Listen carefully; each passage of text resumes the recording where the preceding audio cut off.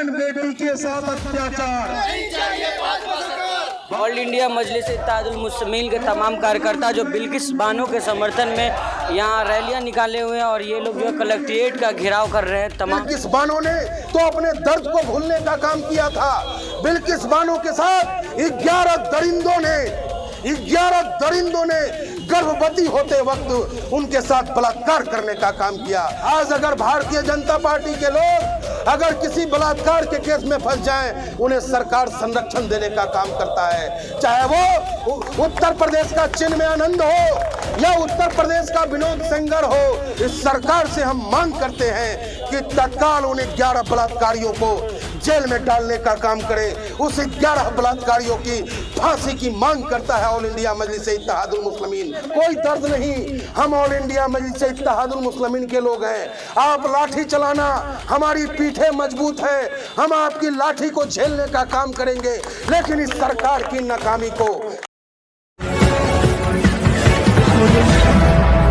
गाजियाबाद में मौजूद हैं ऑल इंडिया मजलिस इत्तेहादुल मुस्लिमीन के जो तमाम कार्यकर्ता हैं बिल्किस बानो के समर्थन में यहाँ रैलियाँ निकाले हुए हैं और ये लोग जो है कलेक्ट्रेट का घेराव कर रहे हैं। तमाम जो गाजियाबाद MIM के कार्यकर्ता है वो सब लोग यहाँ पे मौजूद हैं। अब आपको तस्वीर सीधी दिखा रहे हैं। जो आज हिंदुस्तान की माँ, हिंदुस्तान की बहनें बिल्किस बानो के साथ है या नरेंद्र मोदी जी के निर्णय के साथ है, ये भी सवाल उठता है। क्योंकि आदरणीय प्रधानमंत्री जी, आपने बलात्कारियों को माफ करने का काम किया है, आपने बलात्कारियों को रिहा करने का काम किया है और बलात्कारियों का हिंदुस्तान में अगर सजा है तो वो सजाए मौत है। अरे जब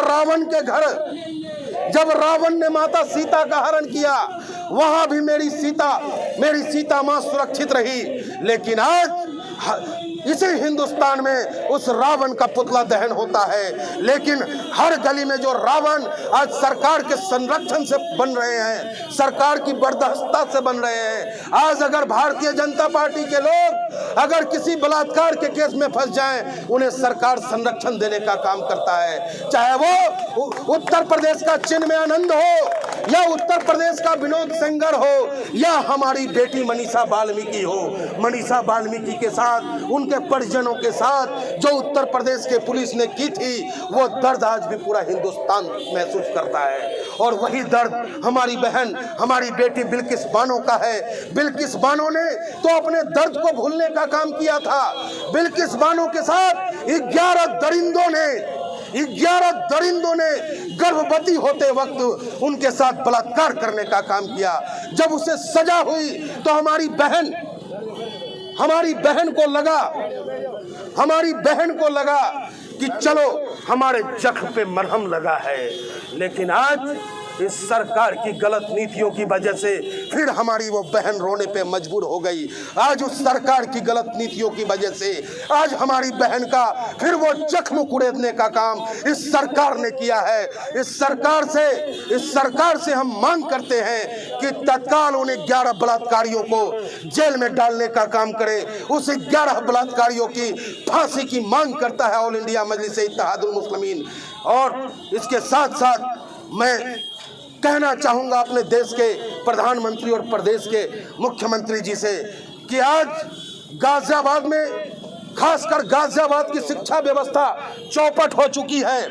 गाजियाबाद की शिक्षा व्यवस्था बिल्कुल चौपट हो चुकी है। सरकारी शिक्षा के नाम पर सिर्फ बंदरबाट होने का काम हो रहा है और सरकार जो प्राइवेट स्कूलें हैं वो अपनी मनमर्जी माफिक लोगों से फीस उगाही करने का काम करते हैं। गाजियाबाद में आज अभिभावक अपने बच्चों को पढ़ाने की स्थिति में नहीं है। गाजियाबाद में अभिभावक स्कूल में फीस जमा करने की स्थिति में नहीं है और स्कूल के मालिक, प्राइवेट स्कूल के मालिक जबरन उनके बच्चों से स्ट्रॉचर मनी की तरह रुपया उगाही करने का काम करते हैं। अगर वो नहीं दे पाए तो उनके भविष्य को खराब करने की धमकी स्कूल के मालिक देने का काम करता है। उसका विरोध ऑल इंडिया मजलिस इत्तेहादुल मुस्लिमीन करता है। ऑल इंडिया मजलिस इत्तेहादुल मुस्लिमीन उत्तर प्रदेश सरकार से मांग करता है कि उत्तर प्रदेश में जो सरकारी स्कूलें हैं उसे बेहतर करने का काम उत्तर प्रदेश की सरकार करे, बच्चों को बेहतर शिक्षा मिले। ये हम हिंदुस्तानियों का अधिकार है,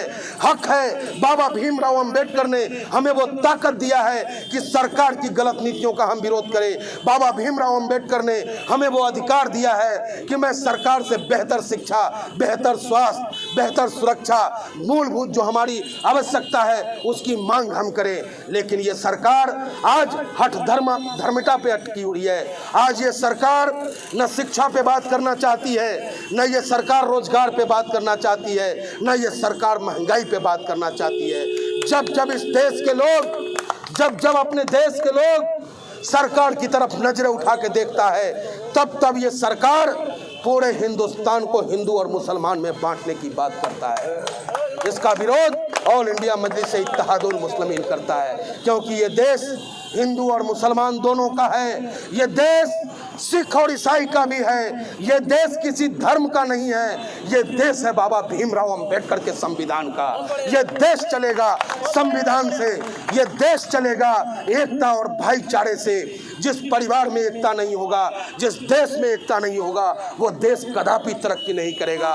तो आपके माध्यम से, आज धरना के माध्यम से मैं अपने देश के गोदी मीडियाओं से भी कहना चाहता हूँ कि गोदी मीडिया, तुम अपनी जिम्मेदारी को क्यों भूल रहे हो? जिस देश का कैमरा, जिस देश का कलम सरकार का गुलाम हो जाएगा, उस देश में लोकतंत्र स्वतः ही समाप्त हो जाएगा।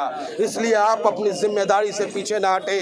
लाला लाजपत राय को याद करें। लाला लाजपत राय ने अंग्रेजों के खिलाफ अपने कलम से आग उगला था, तब जाकर के कहीं हमें आजादी मिली थी। उनके उगले हुए आग की कलमों की वजह से ही हमारे हिंदुस्तान में अशफाक उल्लाह खान, हमारे हिंदुस्तान में चंद्रशेखर आजाद और शहीद आजम भगत सिंह जैसे योद्धा पैदा लिए थे। तो ऐ मेरे कलमकारों, पत्रकार बंधुओं, अपने कलम को आजाद रखो, अपने कैमरे को आजाद रखो। जो हिंदुस्तान की वास्तविकता है उसे अखबार और चैनलों में प्रकाशित करो। आप जो हिंदुस्तान में वास्तविकता है कि आज हमारे हिंदुस्तान में 80% लोग एक टाइम रोटी खाते हैं और दूसरे टाइम के लिए वो सोचने पे मजबूर होते हैं। आज देश का, हमारा देश मात्र 4 आदमी चलाने का काम कर रहा है। एक तो है आदरणीय प्रधानमंत्री जी, दूसरे अमित शाह जी, तीसरे अडानी और अंबानी। सिर्फ 4 आदमी की गोदों में हम हिंदुस्तान का भविष्य सुरक्षित और अंधकार में है। इसलिए देश के नौजवानों, सुनो मेरी बातों को, निकलो बंद मकानों से, जंग लड़ो इन बेईमानों से। निकलो बंद मकानों से, जंग लड़ो इन बेईमानों से। उस वक्त भी जब अंग्रेज का शासन था तो चंद्रशेखर आजाद को परेशानियों का सामना करना पड़ा था। उस वक्त शहीद आजम भगत सिंह को भी परेशानियों का सामना करना पड़ा था।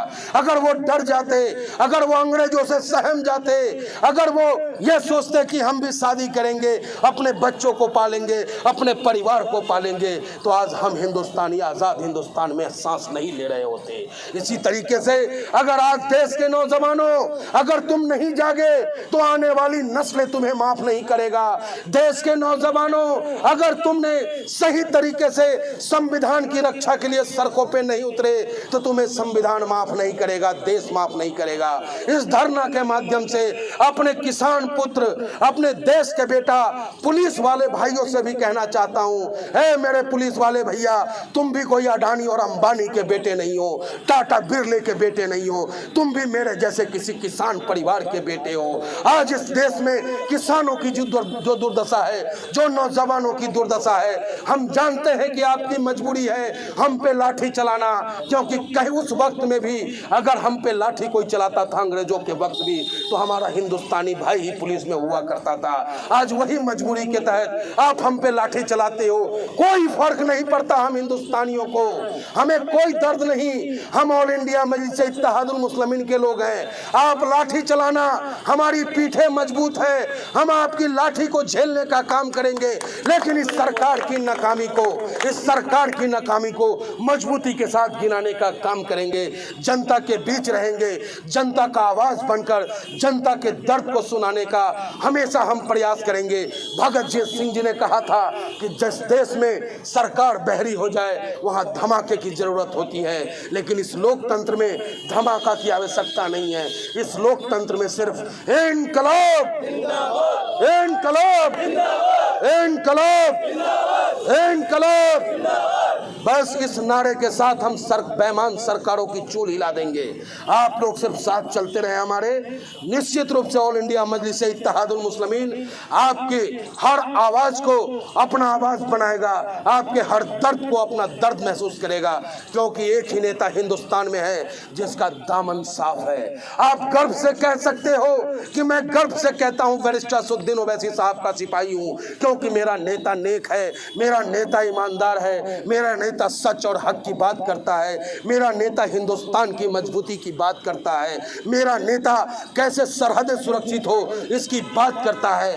आज बार बार जब भी सरकार नाकाम होती है तो दो बातें जरूर कहती है। अगर कोई घटना घटा तो पाकिस्तानियों का हाथ, अगर देश में कोई घटना घटी राजनीतिक रूप से विपक्षियों का हाथ, लेकिन अगर सबसे ज्यादा खतरा अगर हमें है तो वो चाइना से है। बार बार बैरिस्टर असदुद्दीन ओवैसी साहब इस सरकार को कह रहे हैं कि कहाँ है वो बुलडोजर, वो बुलडोजर क्यों नहीं चाइना का वो झोपड़ा ढाने का काम करता है जो हिंदुस्तान की सरजमी पे उसने बनाने का काम किया है। और खामखा पाकिस्तान की बात करके आप हम हिंदुस्तानियों को बरगलाने का जो काम करते हैं। अरे देश के प्रधानमंत्री जी, हमारे हिंदुस्तान के सिर्फ मुसलमान में इतनी ताकत है, आप छूट देखे तो देखो, पाकिस्तान का नेस्तो नाबूद मिटाने का काम हिंदुस्तान का मुसलमान करेगा, क्योंकि हिंदुस्तान का मुसलमान न जिन्ना से प्यार करता है न पाकिस्तान से प्यार करता है। हिंदुस्तान का मुसलमान हिंदुस्तान से प्यार करता है, हिंदुस्तान के तिरंगे से प्यार करता है, हिंदुस्तान की सरजमी से प्यार करता है। लेकिन जिस तरह से आप लोग यहाँ पे जो है जिला प्रशासन का घेराव किए हैं, अभी क्या मैसेज क्या देना चाह रहे हैं? मैसेज ये देना चाह रहे हैं, देखो जो अगर किसी ऐसे बोलो अगर किसी बच्ची है बेचारी, तो 11 साल की 11 जने लोग मिलकर एक औरत का बलात्कार करेंगे तो क्या गुजरेगी उसके ऊपर, बताइए आप। हम तो ये चाहते हैं कि बिल्किस बानो और अभी मोदीनगर क्षेत्र के थाने क्षेत्र के अंदर रोरे गांव है, उस क्षेत्र उस मसले के ऊपर हमारा यहाँ पर रहना हुआ था। हम तो सख्त से सख्त कार्रवाई की मांग करते हैं।